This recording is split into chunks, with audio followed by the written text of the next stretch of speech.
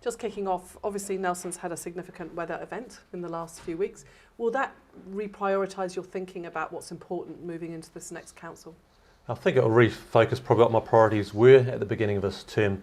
So at the beginning of this term, when we were doing the annual plan and long-term plan, we actually made a cut in our budget in regards to what we already allocated for flood protection and stormwater. And I remember I was one of the few councillors who said, whoa, we're cutting it $4 or $5 million. That still needs to be in there, because we're sort of learning from previous events. But we had quite high expenditure going into the term.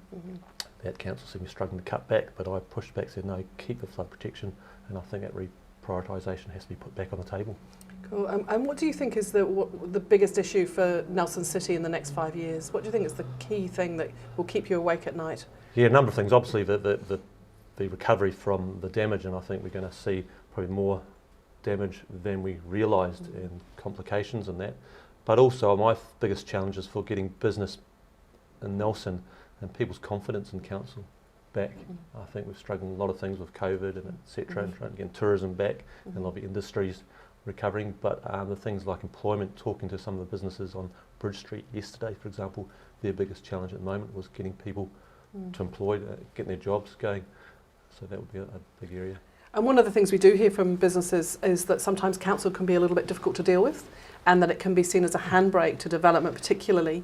What do you think, as mayor, if you're elected as mayor, how do you think you can help to alleviate council being that handbrake? I think much of it is we've become incredibly risk averse, and that's where the public, and even as a councillor, it's can be struggling to get things done. And I realise that the CEO and the staff have a set of guidelines in their minds which are very risk averse, and the public know what they need to get done.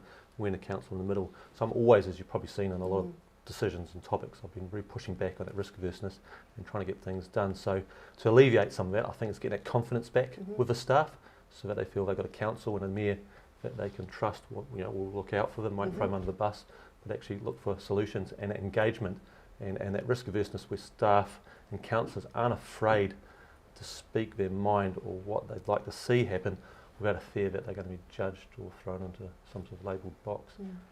Because businesses take risks every day. It's just intrinsic to business, and I guess that's probably been the issue, is that council has been seen as being that block, if you like, to people being able to make those decisions. So do you think, in terms of taking a full council with you, how would you encourage councillors around the table to also put themselves into that position, because councils by their nature seem to be very risk averse? Yeah, I'd encourage, and I think there's a lot of good candidates out there already, that they keep in touch and keep doing those things out in the public and getting a real handle on what the public are wanting done, rather than getting so caught up in the so-called textbook or misunderstanding of governance, and also just putting it back on the staff. Hey, we have trust in you, do what you need to do, and a lot of support on that area. But it comes back to that risk averseness again and again. I've never seen a council so risk averse. For example, sandbags for flooding. 4 years ago, I raised the fact that we as a council should be providing some sand and bagging for residents and businesses to use in a time that may happen, which did happen. And our council was so risk averse, they felt that was a problem providing sandbags, so someone would pull a hamstring or a back. We'd have to have some sort of skill set to lay the bags out properly, and our councillors took that on face value rather than a bit of common sense. And that might seem trivial, but it's proven to be something quite important we didn't have, especially today. If your building's flooding. Correct. In terms of housing, which clearly is a massive issue, and accommodation availability and affordability is something that we can see is ongoing, and for businesses that's becoming quite a problem in terms of being able to just attract people to come to the region to find somewhere to live and to be able to afford somewhere to live. What do you think council's role can be in helping that housing issue? What role do you think council should be playing?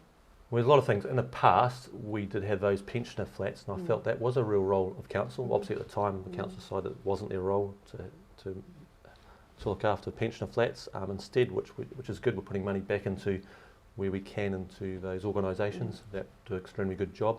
But our role, definitely in regards to building consents, etc., I know that's been an incredible challenge. There needs to be more resourcing into our staff in that area of our sector, and I know that's struggled for various reasons. and just give that confidence back for those builders, etc., to enable, but just facilitating as much as we can. We've got our motor camps, we've got our cabins, and they might be short-term or semi-long-term accommodation, and I think that's something we've really let down the community over the last 6 years. And as you know, I've championed often to maintain those cabins, those camping spots for the medium and long-term accommodation, and there's several hundred cabins there. Plots, I should say. Yeah. And thinking about investment in the city that the councils make, and particularly around sort of civic infrastructure, which we know in order to create a place where, again, people want to come and live and work. What's your view on the library precinct and where that fits into everything? Well, I've been very strong on that, and from day one I was against and still against that size of project. I know several councillors down the track have also said no because they see on sort of environmental challenges and the location. But I've been the only one very strong against that project of that size. And in regards to that money could be spent a lot better, a proportion of that into areas that are needed. But if you're talking about investment in general, with a library, with a library investment, I think we've got 3 libraries in Nelson. I think rather than having one large building, which seems to have got a bit out of control into what it's going to be a capacity or provide, putting investment into those libraries, into those various satellite towns that we've got. Improve our current library, but the price tag on it, we've done that completely the wrong way around. We've set a budget, then we've gone out and asked people what they want, and then we've already decided prior to that we're going ahead with that.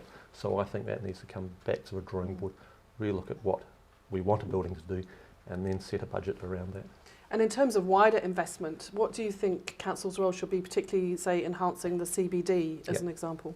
So as an area we've done extremely well with the CBD, but if you're talking about CBD itself, I think we've concentrated one end of the CBD, which has been brilliant. And I see it's a great draw card of trying to retain people in Nelson shopping, but we've left out the other end, whether it be the northern end of Trafalgar Street, New Street, etc. And those businesses, even yesterday, talking to them, are struggling. So I think we just need a little bit more balance. Yeah, to spread that investment around the city. And retain, I think we've got still got a lot of shoppers moving out to Blenheim, and my concern with what we've invested a lot, but it's meant our rates have gone up for commercial especially, and my fear is a lot of those commercial businesses, especially mum and dad businesses, will possibly take their business out to Richmond and retain those small businesses in Nelson. And thinking about commercial rates particularly, and again we hear from businesses, you know, given all the increased cost of compliance and commercial rates and differentials, would you, is that something that you would look at reviewing in terms of actually being able to alleviate some of that pressure on those businesses? Yeah, definitely. I think once again when we do a long-term and annual plan, we do it a bit backwards. We put up a whole lot of ideas and stuff we think is essential, non-essential, nice to haves, and then we seem to look at what the total of that shopping list is. We have to have a look at to start with what is our budget prepared to spend, and then start adding that list, and as we go along keeping track, which is what every business or household does, but we seem to do it in the reverse. So yes, there are levers we can do with a differential, etc. I think we need to re-look at that, but I think there's also some changes we need to do in those sort of fixed parts of those costs we allocate, rather than what we've got this term was quite a whack of variance. And in terms of council's role, and you sort of touched on that lightly, but because a council is quite different to a business in the way that it has obviously got that public good aspect to it. So how do you see that in terms of investing in things that have there's no direct obvious return? How do you feel about those sorts of investments? So you know, as you know, with regards to my committee, I got sport and rec and community services. I've invested heavily in those areas of our strategic development and trying to work with the community organisations already. So in those sorts of areas we should be doing more. When it comes to community wellbeing, that should be our priority, and then seeing how we can facilitate that within our own resources or facilitating other good organisations. But what I plan to do as a new mayor is to have we've got a council committee, but then also have a wellbeing committee, which a bunch of various people from the community who feed back to us, hey, the areas we think that we're missing out on, or what we could be doing differently, because I think we get a little bit insular around our table, like I was talking about before, get caught up in process, and then us as individual councillors and our well-meaning in the community, and I think sometimes we just need it in between, so I'm going to set up a wellbeing community group. And a council recently made a decision to, Nelson City Council, to not proceed with a holding company, and I'm not quite sure what your view was on that, but is that something that you would consider revisiting and bringing back to the council table? No, that was very strong on that, so that was something that we as a council made quite democratically around the table. We're fully aware of the pros and cons, and nothing is simply black and white. There are a lot of disadvantages and advantages, and as you would have seen, that combining that holding company had its potential advantage of some savings on debt, but that's if you're borrowing quite a lot. And in fact, those borrowing rates are very achievable, very similarly currently with the two individual companies through the local government New Zealand. But for me, and possibly it was a reason for many others, the risk was high for the small gains from the borrowings that if you were to take was sort of outweighed, the gains, or the risk I should say, to the public. When you went into a holding company, you had a greater risk on the public sort of being liable for it, even though there were some checks and balances there. Isn't the public liable now though, through the fact that we essentially own those organisations anyway, so surely that's ultimately where the risk would sit anyway? No, at the moment it sits very much with those organisations, and they work incredibly well. The port and the airport, I've always been very impressed at how forward-thinking they are, and being companies of large companies, not so big, they can't turn really quickly when they need to, and they've had some incredible challenges over the last 9 years I've been in council, and they've always been one step ahead of that. My concern is when you get a greater holding company, you're trying to serve two masters, and I feel that and the financial return just wasn't sufficient for that. to offset that risk. Right, yeah. So something now fairly major. Three Waters clearly is a very contentious issue, and so just really good to get your view on that, appreciating that this is a national it's a huge government topic, thing, and it's not something that local government necessarily beyond submissions has great influence over really. But if you are elected to be mayor, what would you do to try and, I guess, make the best out of that for this region? Well, I'll make it very clear at the moment, and as you know, I'm very much against, I am very much against Three Waters, always have been. I've sat at the table to listen to what was on offer very open-mindedly, but it's come very clear to me that it's a great disadvantage both financially, environmentally and economically, and strategic-wise, and the public have made it incredibly clear. You're looking at 87% of the public are against it. Going into this new council, as you see, the legislation hasn't been changed yet, so quite rightly at the moment it would be illegal for us to hand over or sell, or whatever you'd like to see, for those Three Waters. Obviously a government's decision in the near future may change that, but at the moment it's very much your Three Waters, and I'll protect it as such. And currently there's a majority of councils are against that reform, and I think the government will be hearing very strongly from new councils even more that they're concerned with that reform. So I'm very strong on that Three Waters, and I'll remain very strong against those Three Waters for the public's benefit. And just thinking a little bit again about rating, Nelson City and Tasman District have got different rating systems. Do you think they should be the same? And if so, which one do you think we should go with? No, I think we've looked at it every term, and for Tasman, their capital value works, I think, quite well, works as well as can be for their type of rural housing, and ours with the land value. Works well. There's lots of areas you can improve on that, but no, we've looked at many times, and when you crunch the numbers, you end up with a very similar result for the ratepayer. So no. And just still on the Nelson Tasman thing, what do you think about amalgamation of the two councils? Well, that's an area I've changed my view on. In the past, I've been very strong against the concept of amalgamation. I've often felt that the needs and demands of Nelson are quite different to Tasman. I still think that's somewhat the case, but with many of the challenges of late, I think that's something that possibly needs to be looked at, the amalgamation. You can see we've struggled in certain areas, especially with some of the waterworks, the dam, etc. It's been great having they've got their challenges, and we've had a very solid water providing, and we've managed to work very well, and so with the sewage business plant unit, and also with our sporting infrastructure and our parks and reserves. So I do see there's some real synergies there and joining together, especially with the governance. It may be still keeping two councils and the operating is quite different, but having that governance in between that can really share those synergies. So it's something I'm not completely convinced, but I think it needs to be re-looked at. Because you could argue, certainly for the Richmond, Brightwater, Wakefield conurbation, it's not too dissimilar to Nelson in terms of the issues that it faces. Richmond's changed a lot in the last 6 years to what it was when I was growing up. It was very much rural. As soon as you cross the Stoke boundary, it's changed a lot to being very residential, and I think especially for the Richmond, Brightwater, Wakefield, Marpur and Nelson North, and I think Nelson North gets overlooked. I think there's a real need possibly to look at that. And one of the issues obviously we have is we have congestion on our roads, which we know. So, and one of the ways to, I guess, to alleviate that, and we can see that would make it easier, is to look at public transport. Is this something that you would support investment in? Yes, definitely. I think there's always areas for improvement, and you'll see coming up, but a lot of changes we're doing in the bus routes and investment in that area.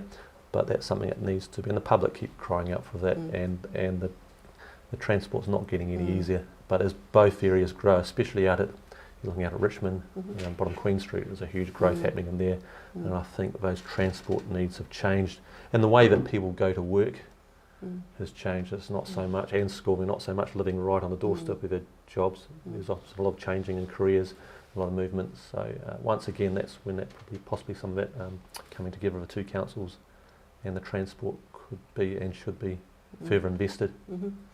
And how would you describe your leadership style? My leadership style is reasonably relaxed.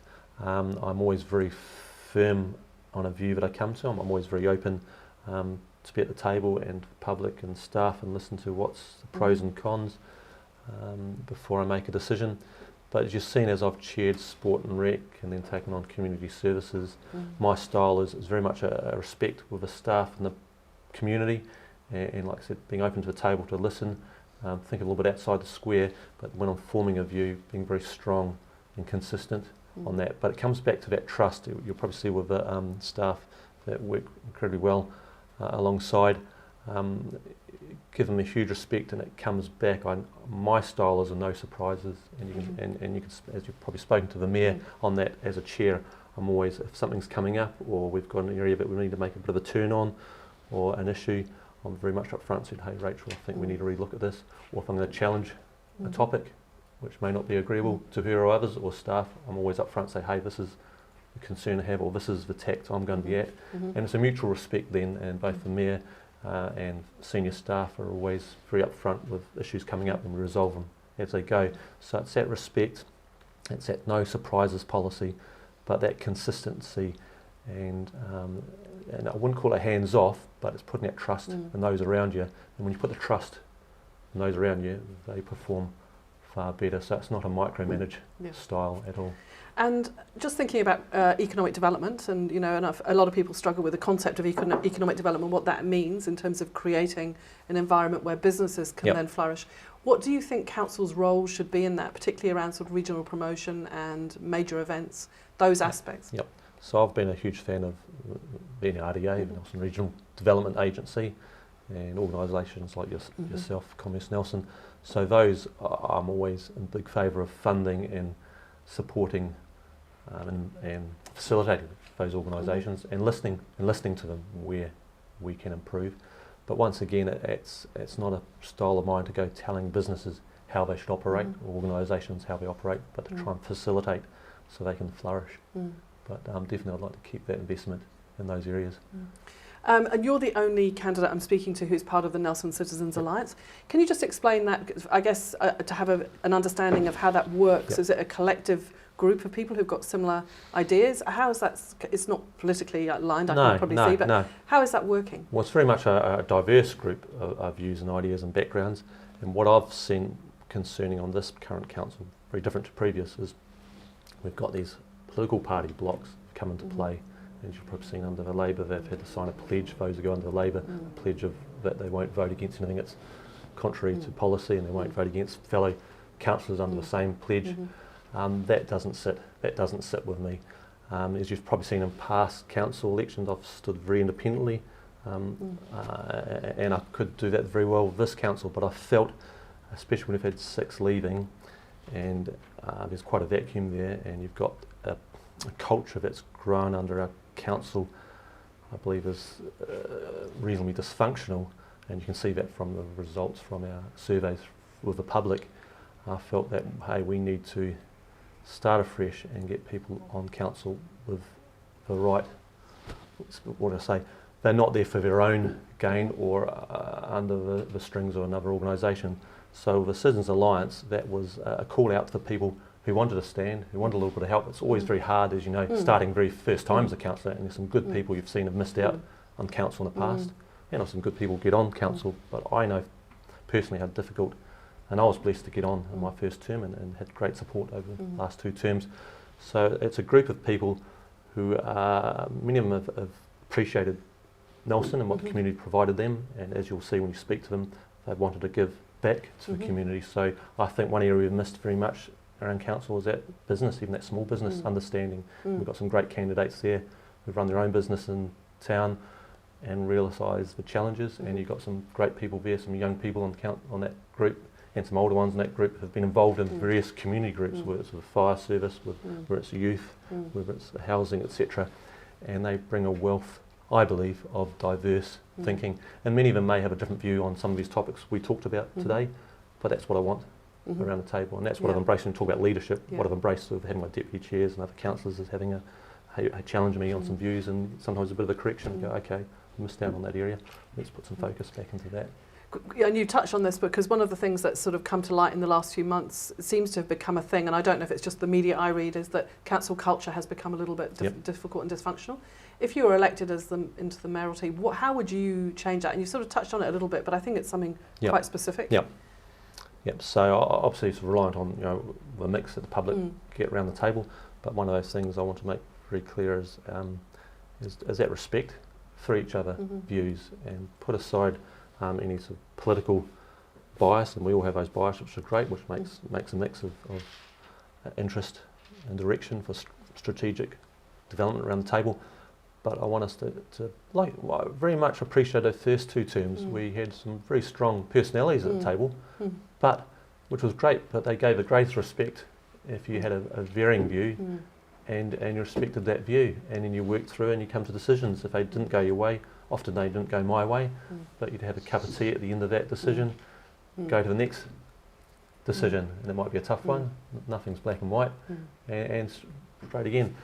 So I want to get that background, and it might be a case of just spending some time with the new councillors, young and old, and having a bit of bonding and getting to know each other and getting to know the staff and realise the councillors you've got at the table, the people you've got working at council have the same passion. They might have a different way of going about it, and when you realise you've got the same passion, the same ends, then you realise that you work together well, and you don't have to agree. But at the moment it seems to be a battlefield with if you don't accept this way of thinking, we're going to make trouble, and the staff, you can see, have found that hard, and that's what's ended up with large reports, because the staff are having to try and appease everybody on every question, which way and what, rather than getting back to what the end result is. And so it's probably getting that culture back, and that humility, probably for me, a big thing is humility, put egos aside. They're great around the football field, but when you're a group, you actually have to work together to get the same result. That's a nice aspiration. I like that. No egos in the council chamber. That will be the day, I suspect. But the final thing I was just going to ask you is just very briefly, why should people vote for you? So I've one of the most experienced councillors at the table. I've been on 9 years now. I've never stood the fence on any topic. I've never shied away, or I've always championed the community and local business.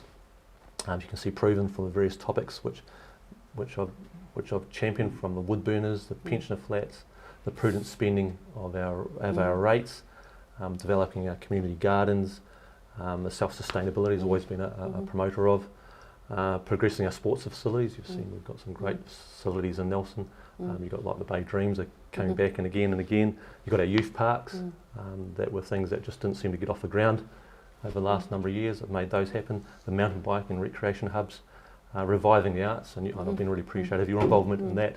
And that was an area which we just didn't seem to have a strategy for, and the community arts seemed a little bit undistinct and separated, and trying to bring that buzz back. So I'm really looking forward to that developing over the next year. Our culture and heritage strategies, I have a great passion for our heritage. There are areas, once again, we've worked very hard with strategic strategies and consultation, establishing that $7 million budget, for example, for our forests, our existing canopies. I had already pushed for that, and I'm a big believer in looking after what you've got rather than forgetting about that. To pushing back, obviously, very strongly against the three waters, and I've been bruised, etc. But the public have always been incredibly supportive. So people know my style, and what I love about Nelson, it's an incredibly beautiful city, incredibly diverse city. People come in here and go, wow, and it's populated by amazing people. And so I'm always devoted to the welfare of our citizens, whether it's our physical, mental, emotional. And as a mayor, I'll continue to be approachable. I think one of the things people often comment is they find me very approachable, and I think it's very easy to get into a leadership role and you can forget that, but I'll be, whether it be sitting in the coffee cart that breaks a get or out there in the public getting things done, I'll always be very approachable and remain forthright for Nelson. And I just want Nelson to be a beautiful place, to bring up a family, for local businesses to flourish, and that's me giving back. Fantastic.